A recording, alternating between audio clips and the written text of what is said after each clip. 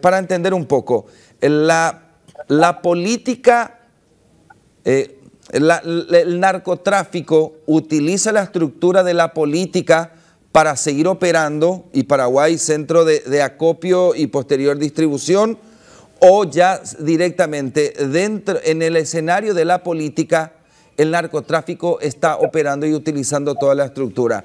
¿Es posible en este informe establecer esas diferencias, doctora Sara? Sí, hay una cuestión importante del estudio del cual formé parte con otros investigadores de Paraguay. Nos hicieron entrevistas sobre la permeabilidad del narcotráfico en la política. Y en ese sentido, bueno, hay que mirar cómo avanza, que es una cuestión primero de cooptación en términos de inversión, de comprar, en este caso impunidad, comprar espacios para el aumento de los intereses, en este caso de marcos, lagunas, donde haya un vacío institucional. Entonces, lo que podemos decir es que es un mercado, como muchos otros, tanto el narcotráfico, el contrabando, la piratería, tráfico de personas, forman parte del crimen organizado, donde se complejiza. En el caso de Paraguay, es un país que geográficamente es paso de todo tipo de mercados ilegales. Entonces tenemos un Estado bastante debilitado que, digamos, funciona de alguna manera el narcotráfico cooptando a actores, cooptando impunidad. Y en nuestro caso particular, bueno, está reemplazando en ciertos sectores, en ciertas regiones, como no es exclusivo de Paraguay, es de todo el continente, reemplaza la funcionalidad del Estado. Entonces, en un primer momento lo veíamos a lo largo de toda la transición democrática y antes había actores políticos que tenían vínculos. Cada vez ese fenómeno ha crecido más. Entonces, en la actualidad es un problema que no es exclusivo de Paraguay, es un problema transnacional que se debe enfrentar con institucionalidad del Estado, con economías mucho más formales, con investigación, con datos que señalen que el narcotráfico y otros crímenes, en este caso tráfico de personas, pensemos en la región de la frontera, están financiando política, pero también están financiando otros delitos. ¿Y eso qué significa? Que haya ausencia del Estado en muchas zonas y el narcotráfico, la presencia del narcotráfico termina reemplazando al Estado y muchas veces, digamos, no se logra detener a los principales cabecillas porque hay toda una protección de sectores económicos ligados y bueno, y en ese sentido creo que es importante que tengamos en cuenta que tiene otras maneras, o sea, una economía legal y una economía ilegal. Esta investigación que mencionas justamente se basaba en la cuestión de qué tipo de economía ilegal están de fondo, socavando al Estado, socavando las instituciones y, digamos, el efecto más inmediato es socavando la seguridad y sobre todo también en términos de derechos humanos es importante el flagelo que constituye la permeabilidad del narcotráfico en la política.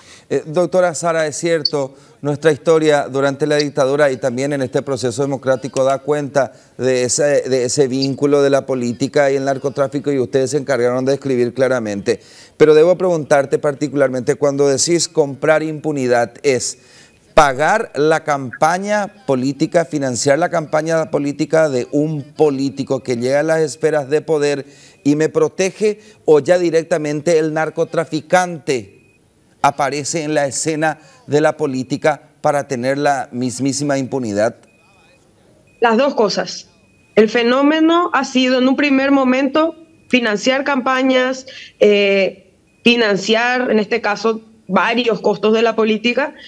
Y en la actualidad tenemos figuras en toda la política nacional, no solamente este periodo, sino el anterior, que están ligadas. Entonces, es un doble juego que, como otros intereses, como en su momento fueron los sindicatos, que eran grupos de presión, ahora ya son directamente parte de la clase política, lo cual es extremadamente preocupante porque decimos son representantes, cómo eso influye en la representación política y a los intereses que responden, de economías ilegales que socavan, como decíamos, la institucionalidad y en este caso el acceso a derechos a millones de personas por representar intereses que son nocivos, como el tema de la violencia y el narcotráfico.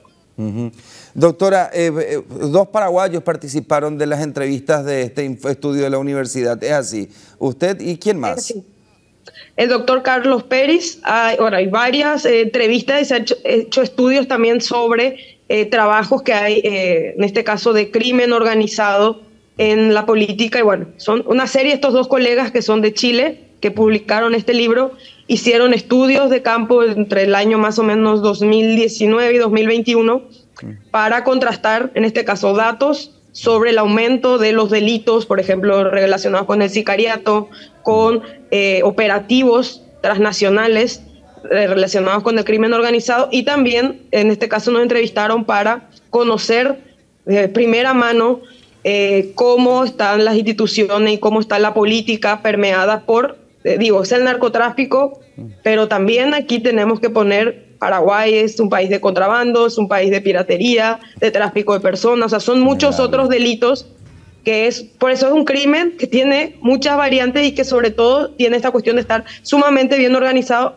a diferencia de nuestro Estado, que de alguna manera con la poca presión impositiva, con la cuestión de corrupción, hace que haga agua por todas partes. Y eso es una inundación que termina perjudicando al ciudadano que está en la calle, que siente los efectos de la inseguridad, como a las familias que tienen que movilizarse, que tienen que cambiar por el tema de la inseguridad. Entonces, a nivel de país, nos vemos como un país que está permeado por la corrupción y la inseguridad, y a nivel también nacional decimos son fenómenos. Ustedes saben, de manera reciente en Asunción hemos tenido eventos de sicariato y otras cosas.